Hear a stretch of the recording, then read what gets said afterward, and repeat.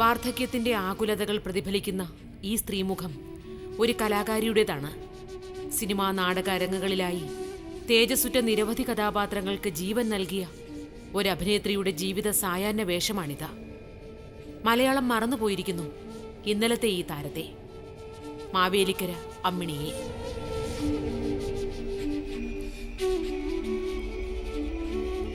അമ്മിണി അഭിനേത്രിയുടെ വേഷം അഴിച്ചുവച്ചിട്ട് 2 പതിറ്റാണ്ടിലധികമായിരിക്കുന്നു.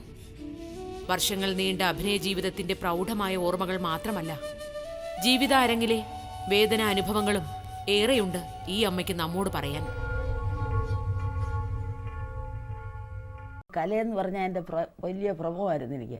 തിരുവാതിര എവിടെ ഉണ്ടോ, സംഗീതം എവിടെ ഉണ്ടോ അവിടെ എല്ലാം പോവും. അവിടുന്ന് ഈ ക്രിസ്ത്യാനികൾക്ക് അന്ന് എതിരാ. എൻ്റെ ഉപ്പാപ്പന്മാർക്കൊന്നും ഇഷ്ടമല്ലായിരുന്നു, അതിന് നാടകത്തിന് ഒന്നും ഇഷ്ടമല്ല.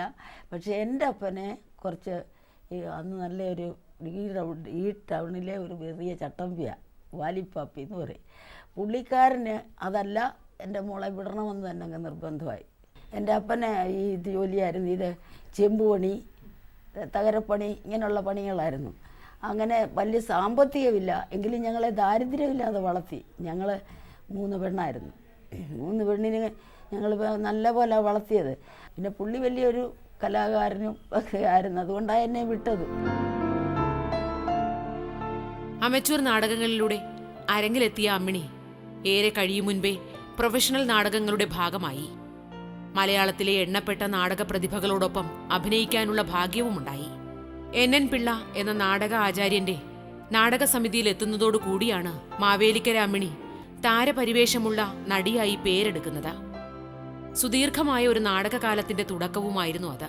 അത് കഴിഞ്ഞ് പിന്നെ അമ്പലങ്ങളിൽ 2-3 നാടകങ്ങൾ, അന്നത്തെ കാലമല്ലേ, ഭാമാ വിജയൻ രുക്മിണിയുടെ വേഷമായിരുന്നു, അത് കളിച്ചു. അങ്ങനെ പോയി കഴിഞ്ഞ് പിന്നെ വേറെ അമ്പലപ്പുഴ ഒരു പോറ്റിയുടെ നാടകത്തിൽ പോയി. അങ്ങനെ ഇങ്ങനെ പോയി കൊച്ചു നാടകങ്ങളിൽ അങ്ങനെ പോയിക്കൊണ്ടിരുന്നു.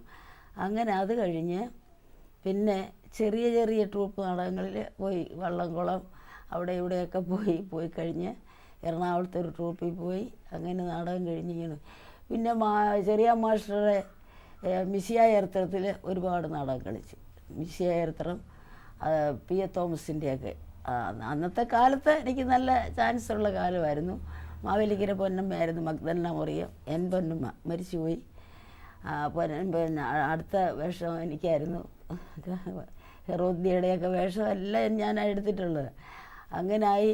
പിന്നെ അത് കഴിഞ്ഞ് വലിയ ട്രൂപ്പിലൊക്കെ പോയി. ആദ്യം ചെറിയ മാസ്റ്ററെ, പിന്നെ കലാനിലയം കൃഷ്ണൻ നായരുടെ നാടകം ഉണ്ടെന്ന് ഈ ഇരവിക്കുട്ടിപ്പിള്ള പടത്തലവൻ, രാജാ ബിംബിസാരൻ, ഇങ്ങനെ 2 സ്റ്റോറി നാടകമായിരുന്നു.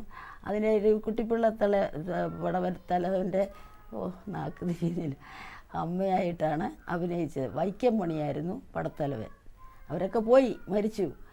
അങ്ങനെ ഓരോരുത്തർ പോയി, അവരെല്ലാം പോയി. പിന്നെ അത് കഴിഞ്ഞ് പിന്നെ GK പിള്ള, ബഹദൂറിൻ്റെ 2 നാടകം, വല്ലാത്ത പകയൻ, മാണിക്യക്കൊട്ടാരം, അങ്ങനെ 2 ട്രൂപ്പ് നാടകത്തിൽ അഭിനയിച്ചു. പിന്നെ അത് കഴിഞ്ഞ് ഈ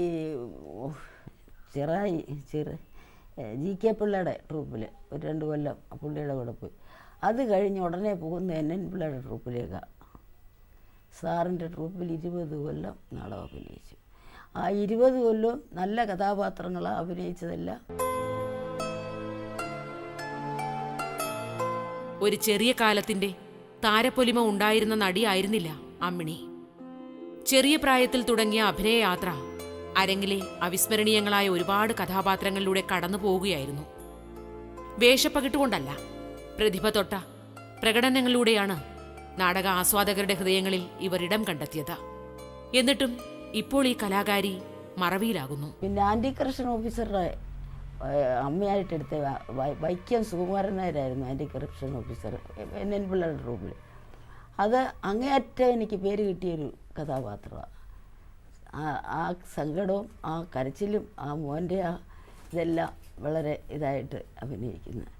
അതുകൊണ്ട് തന്നെ അവർക്കും പ്രത്യേകതയായിരുന്നു. കാര്യം ആ സാറിൻ്റെ ഭാര്യ സിനിമ എന്ന് പറയും, അവരും ഒരു നടിയായിരുന്നു.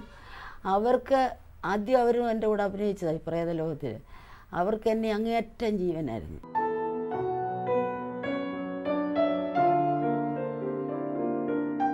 അഭിനേത്രി മാത്രമായിരുന്നില്ല, പാട്ടുകാരിയും കഥാപ്രസംഗവേദിയിലെ ശ്രദ്ധേയമായ ശബ്ദവുമായിരുന്നു ഈ കലാകാരി. വലിയ ആൾക്കൂട്ടങ്ങൾക്ക് മുന്നിൽ കഥ പറഞ്ഞു നിൽക്കുമ്പോഴാണ് അമ്മിണിയെ സിനിമ വിളിക്കുന്നത്. പുതിയ അരങ്ങിലേക്കുള്ള ക്ഷണം. വെള്ളിത്തിരയിലെ തുടക്കം പ്രേംനസീറിന്റെ അമ്മവേഷത്തിലായിരുന്നു. നിത്യഹരിത നായകന്റെ സിനിമയിലെ ആദ്യത്തെ അമ്മ ഈ അമ്മിണിയമ്മയാണ്. സിനിമയ്ക്ക് എത്തുന്നത് മഗ്ദലന പറയും കഥാപ്രസംഗം പറയുമായിരുന്നു. കൊടുങ്ങല്ലൂർ ഓട്ടപ്പുറം അവിടെ കഥ പറഞ്ഞുകൊണ്ടിരിക്കുമ്പോൾ 3-4 പേര് അവിടെ വന്നതാണ്. അവർ വിളിച്ചോണ്ട് അപ്പോൾ പോയില്ല, പറഞ്ഞേച്ചങ്ങ് പോയി. പിന്നെ ഞാൻ ഇവിടുന്ന് സേലത്തിന് പോകുമായിരുന്നു. അന്ന് ഈ ഔട്ട്ഡോർ ഷൂട്ടിംഗ് ഇല്ല. അപ്പോൾ ഇത് തന്നെ എല്ലാം എടുത്തുകൊണ്ടിരിക്കുക. അത് സൗണ്ടും പിടിക്കും, ഫിലിമും പിടിക്കും, അങ്ങനെ പിടിച്ചോണ്ടിരിക്കും. അപ്പോൾ ആദ്യം അവർ പറഞ്ഞു തരും, പക്ഷെ അവിടെ തമിഴായിരുന്നു പറയുന്നത്. അതുകൊണ്ട് നമുക്ക് ഇച്ചിരി പ്രയാസമാണ്. തമിഴനാണ് ഡയറക്ടർ. ആ കഥാപാത്രം അങ്ങേയറ്റം ഭംഗിയായിട്ട് ഞാൻ അഭിനയിച്ചു. അന്നത്തെ ആ ആളും അതുപോലെ ആയിരുന്നു. നസീറിൻ്റെ അമ്മയായിട്ട് 2 പേരും ഒരു പ്രായമാണ്. എന്നെ അമ്മയെന്നുമാണ് വിളിക്കുന്നത്. ചാൻസ് ഒരുപാട് കിട്ടിയെന്നെ, പക്ഷേ എനിക്ക് അപ്പോഴത്തേക്കായി കൂടുതലും NN പിള്ള സാറിൻ്റെ ട്രൂപ്പിൽ കിട്ടി.